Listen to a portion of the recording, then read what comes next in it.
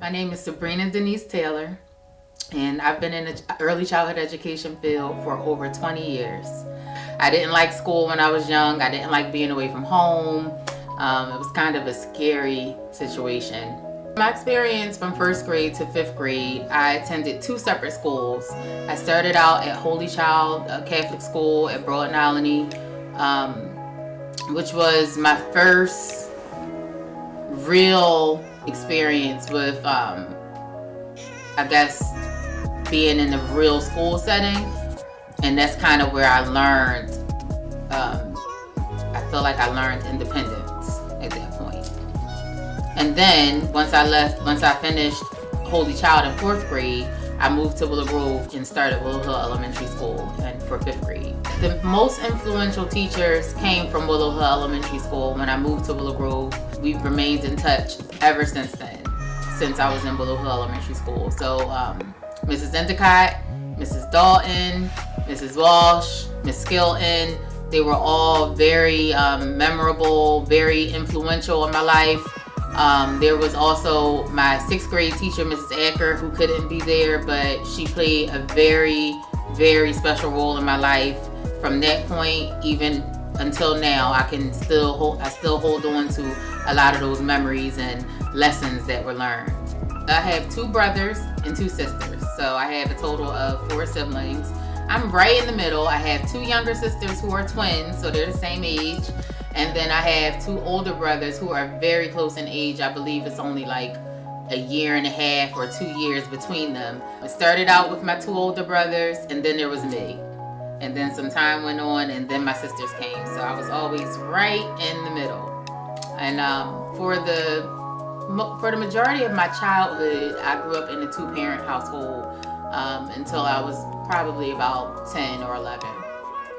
I definitely had the typical middle child syndrome characteristics. So I saw a lot of differences. So my 2 older brothers were very close in age, and they were boys. So they had a little more leeway all the time. They had a little more freedom to do more things. And then I was the girl.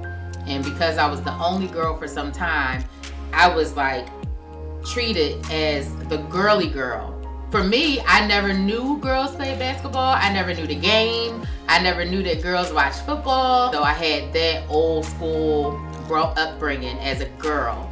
Later came my sisters. And they had this special treatment because they were the babies. And they were the youngest, and so they seemed to have opportunities to get away with a little more than I could ever get away with. I learned as I grew up that, oh, girls do play basketball. Girls can play basketball? Yeah, they can, because I have a sister who is a basketball player.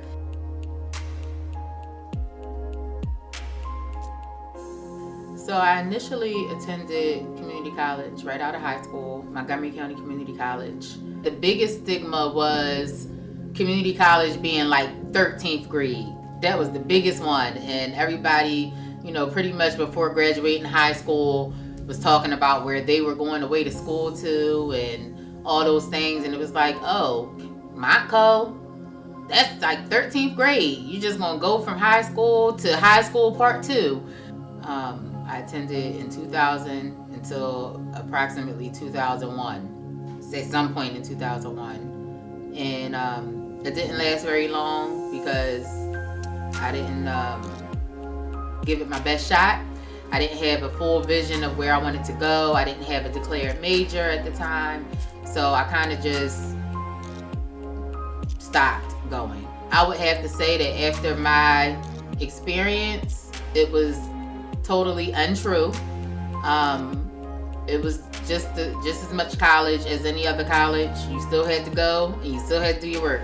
It was still time to socialize and enjoy yourself and have a good time, but ultimately it was the opportunity to grow and learn.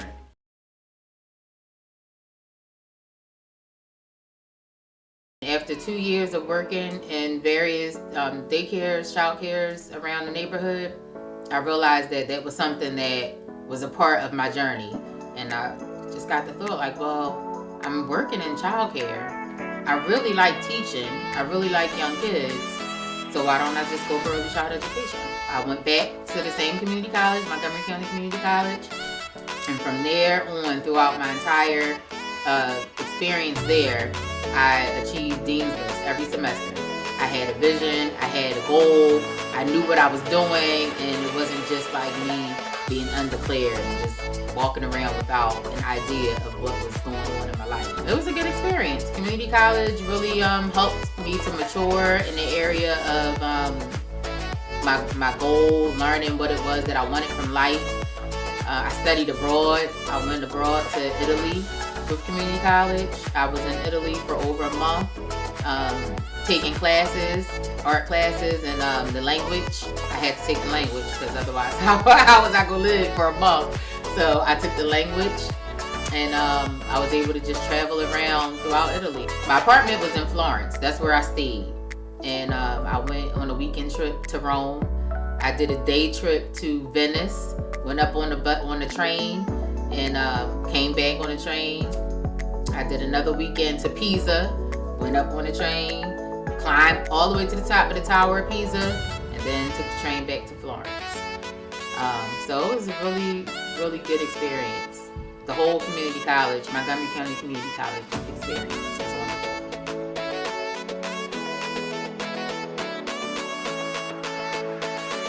The next step from community college, I immediately transitioned internally to Westchester University of Pennsylvania, in which case I also took advantage of a study abroad program, which was wonderful. I became a bit of a travel bug during this time. I studied abroad to both France and Spain with Westchester. So that was a wonderful time. And I continued my education in early childhood education as well. Being abroad made me see that there's a different type of, I would say a different type of relationship between people overseas and people here. It seemed like it was a lot of unity, I would have to say. People were very friendly with each other. I did a personal, on all 3 trips, I did a personal study of education, and I learned from visiting centers, different childcare centers, that the relationship between students and teachers are more family-oriented. Teachers really treated their students as if they were their own children. And I thought that was a wonderful thing to see, because here, you do get a couple teachers who really take you in and take you under their wing, and you have those special relationships with some teachers, but I don't think that enough of that happens in the States. As a teacher, we should be more considerate of the fact that not every child grows up with 2 parents, or even 1 parent in some cases. And sometimes they never ever get that relationship that other people would have with a mother or a father. So as a teacher, you're the next one, aside from whoever their legal guardians are, you're the next one to play such an important role with that child.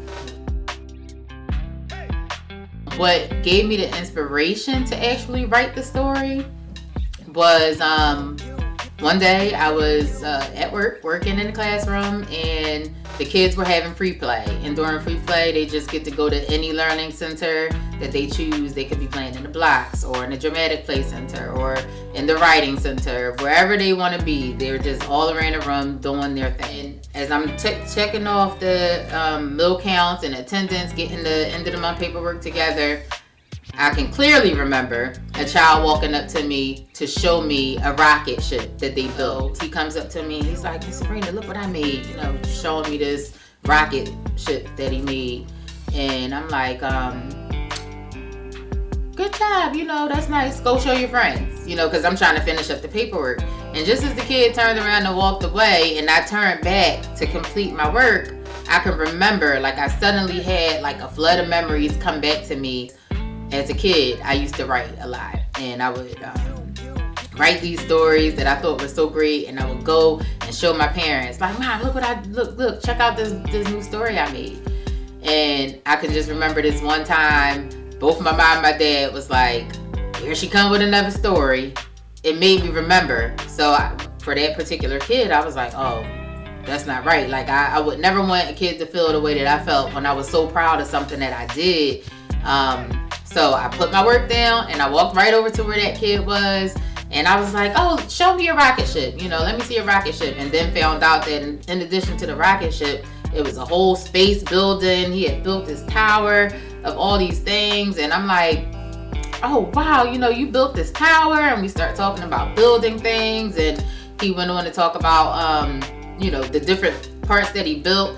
And I'm like, well, you know, one day you could be an architect. And, you know, you could design the building. You could build the building. I felt compelled to help this child to feel inspired and encouraged versus feeling bad for me turning him away. I used to play this game called Sims, The Sims or Sim City. What it is you create an avatar or as many as you want. But for me, I created this one particular person, young adult woman, who she was just living her best life. The way that I created her, she had everything going on for herself. And she started out being a blogger. The more work you put into it, the more time you put into it to playing the game and having the avatar complete a particular skill, they get better and better and better. So I'll put in all this time and work playing this game for hours and hours and hours, not even realize it, to make this avatar so great. And she would progress, and then she would go from being a blogger to a newspaper journalist, to writing magazines, to producing TV shows and being a news anchor and things like that. And she was just moving on up in the world, and I was just putting this work in, and she was just like, she was decent.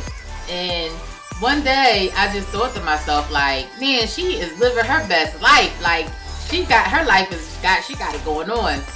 And I just thought about it, like, as much time as I put into playing this game to make her a great writer or a great journalist and to make her move up in life, all them hours I played that game, I could have actually been pursuing my own thing and making my dreams a reality. That kind of gave me the inspiration to start. I already had the story.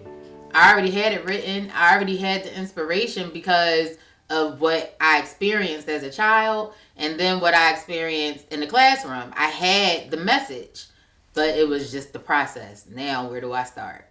During this time, I had started grad school, and for a couple months, I put it down and I completely forgot about the book. Not forgot, but I put it to the back burner because now I'm in school, so I have something else to focus on.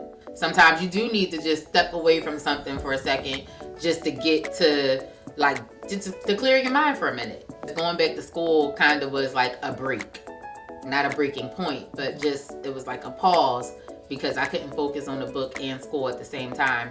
Suddenly, a course came up at school that is not a regular course. For this one particular semester, a course came called Children's Book Writers and Illustrators. Fiction and nonfiction. So that was perfect.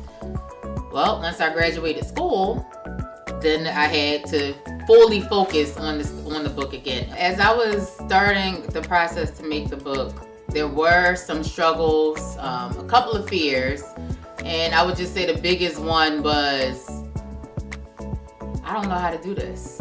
The first thing I did was I had it edited.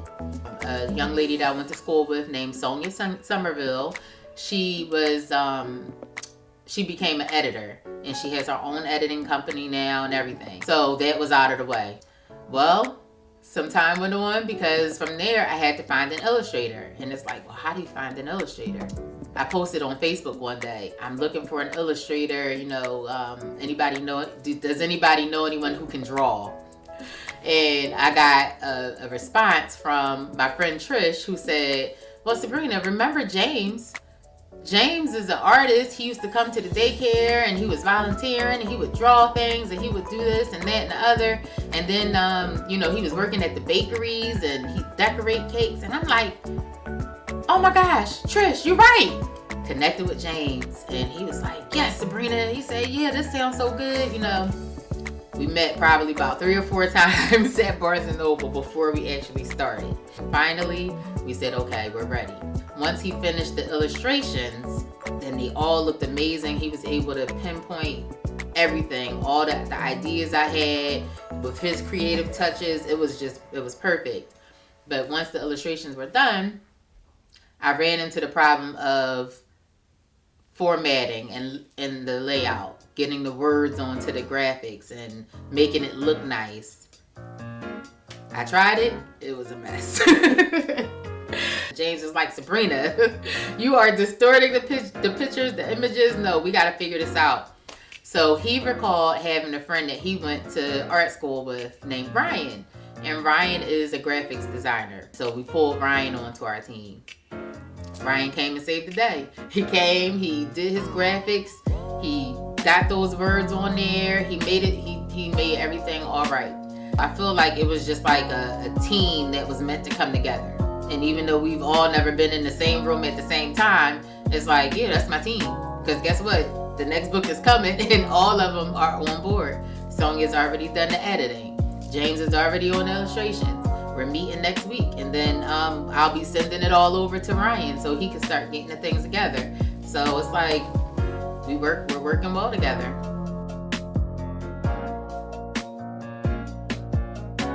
The title is called You Can Be, Exploring the Possibilities. So You Can Be started off as the title alone, because the first book was, when I first got this idea, it was meant to be a book. But as time went on, it became a series. So now You Can Be is the title of the series, and Exploring the Possibilities is the title of the first book. The idea came from, as I mentioned a little earlier, me realizing the importance of paying close attention to the ideas that children might have. When they come to show you something that they did, when they're proud of something, when they come to present to you an accomplishment, to not just brush it off. They're telling you because they want you to know, and they want you to be proud of them too. My parents weren't neglectful. They weren't neglectful. They were there for me. They supported me. I had what I needed. I had what I wanted. But it's just that when adults are busy, our parents work. They sometimes 2 jobs. They're busy. They're tired when they get home from work. And that's the same thing with us even now. Teachers are busy. We have things to do. We have responsibilities. So it's just the message to be more attentive, even when you're tired sometimes, because as a child, I didn't know that one day I could be a book writer or an author. I didn't know that. I just knew that I liked to write stories and to present something that I was really proud of, a story that I thought was really good, and for my parents to say, oh, here she comes with another story. You know, it could have went a different way to let me know that one day you can write a book. I was, in my later years, in my most recent years, that I realized I can make this a real book. That's disheartening. It hurts your feelings. It makes you feel like, well, maybe I can't do it. You're telling somebody, a friend or a relative or someone, how you feel, something that you're proud of, something that you think is a great idea. You feel in your heart that it could really be big, but they're telling you, no, you can't do that. That happens to us all the time, even as adults. So it's like, you have to think about how that would make a kid feel. And if you're grown and it makes you feel like, well, yeah, maybe they're right. How does that make a kid feel? It's not just about the kids and what they can be, but it's about what you want to be, what your goals are as an adult. What's something that you've never done but you've always wanted to do, and maybe somebody tried to talk you out of it. It's not a good feeling. So I would encourage everybody to pay more attention to each other, be a little more attentive, be a little more supportive, and, just kind of watch your words, because words have power in them. We want to uplift each other, not tear each other down. You can either plant seeds of confidence, or you can plant seeds of doubt. Why would you want to plant seeds of doubt in anybody and make them feel like, oh, maybe I can't do this, or they right, I don't have enough money to start this out. Maybe I'm not smart enough to do this. That's seeds of doubt. You want to plant seeds that lift each other up. You can do it. Yeah, you got that. Go ahead. Everything you need is already within you. Just you got to dig in to pull it out. That's what we should be doing for each other. You can be, and it doesn't even always have to be when you grow up. You can be when you're young. You want to write a book? You can write a book right now. We can get this book published now. Or you want to be an entrepreneur or a kidpreneur, as we say now. We can start your business up right now. You really want to learn about this? You really want to do this? Come on, let's do it. just wanting every child and every person in general to know that you can be because you fill in the blanks with what comes next. A doctor, that's what you want to be? Yeah, you can. Why not? An architect? Yeah, go for it. You can do it if you want. Go ahead. A chef? Yep, it's all you.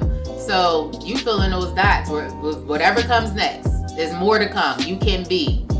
It's not the end. I firmly believe that vision boards are really helpful in the process of achieving any goal that you might have. The last vision board that I made, I put on there that I wanted to write 8 new books.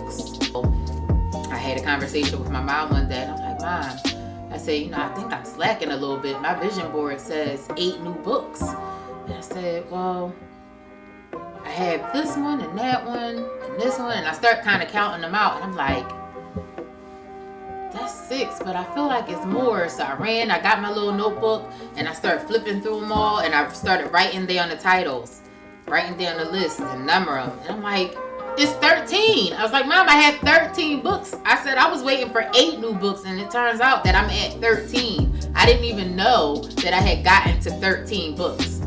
I just thought I was still working towards that 8. And it was some that I wrote, and not that I forgot about them, but I kind of forgot about them. Like, I did them, and they were there, and it was like, all right, well, they will be ready for when I'm done with this, and they'll be there, and I'll be ready to get those published soon. But completely forgot that I had that many. So yeah, the vision board is super important because it makes you hustle. It makes me hustle because I see it, and like I said, as you're saying it and you're constantly feeding into yourself that you can do it, and that you're having these thoughts that this is what you're going to have one day, and this is who you are. You get lost in that a little bit, and then before you know it, it's there.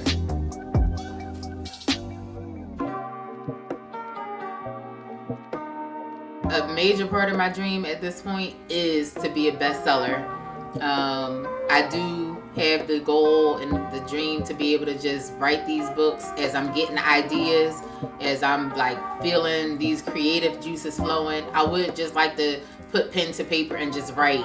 I would like to write and travel and share my books around the world. If I could do that, that would be great.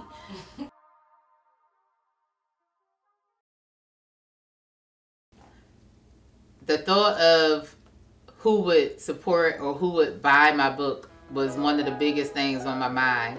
So a couple things that I wanted to do in order to ensure that people would buy it was that I wanted to make sure it was relatable. This is not just for kids. This book is for everybody. I had no idea that the support would come through the way that it has so far. Launch day was, I don't even know how much I can emphasize amazing, but it was like amazing. From the beginning to the end. It was like I walked in, well, I pulled up, I should say, and it was like, I'm like, are all these cars here for me? Like, it's a lot of cars out here. Like, this is a big parking lot, and it's full. So are all these cars here at my launch party? And I walked in there, and they was like, yup. I was like, wow. It was a really amazing feeling to know that so many people believe in You Can Be. And I say that because I don't feel that every person in there was there just to support. I think we throw that support word around a little too loosely. And I feel like it's a difference when you support somebody versus when you really believe in what they're doing. And I strongly feel that a lot of people really believe in the message of You Can Be. And a lot of people really believe in the movement, because I often say it's a movement. Because it doesn't stop here. It doesn't stop with just the book. It doesn't stop with just, this is the book, this is done. And I think maybe some people might not realize it, but it's a series, and there is another one, and there are some more. And in addition to those, there are some other things, some other projects in the works that all are, you can be is the foundation. So yeah, that book launch was awesome. And I kept having Shelby, who did my makeup. She's been my makeup artist, and Shelby, I'm like, Shelby, I need Shelby. Come wipe these tears up. Come fix my makeup. Because I did. There were several times where I was overcome with like emotion, and it wasn't like sad or angry. It was just like happy, and like the feeling of I did it. Or not even the feeling of I did it, but the feeling of this is happening. You know, it's like a different feeling when you're right in the moment. And I've been trying to be really conscious of embracing moments. And so I think that those times I was like, oh my goodness, this is happening right now. And these people are here to celebrate with me right now. And, you know, just hearing the conversations of excitement and seeing people smiling, seeing people holding the book and looking at the book, looking through the pages, smiling. Like at one point I just kind of looked around like wow. So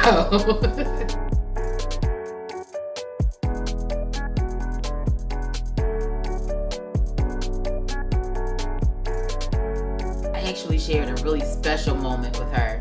She looked up at me, and I got right down there on her level, and I said, did you read the book? And she said, yes. And I said, how'd you like it? And she said, I loved it. And I said, well, you know what? I said, you can be. I said, I want you to remember that you can be anything that you want to be. Okay? And she said, okay. And she gave me this big smile. We did a high five like that. That was a moment right there. I was like, wow, like, she's really looking at me like, you know, and she may know who I am because I'm really close with her mother, her grandmother, but I don't see the baby a lot. I don't see Allure as much, but she may recognize me, but maybe now see me in a different light. We should all be a little more conscious to pay attention and to give supportive feedback to each other, to lift each other up rather than tear each other down. So that's the message that I would share with everyone. Thank you.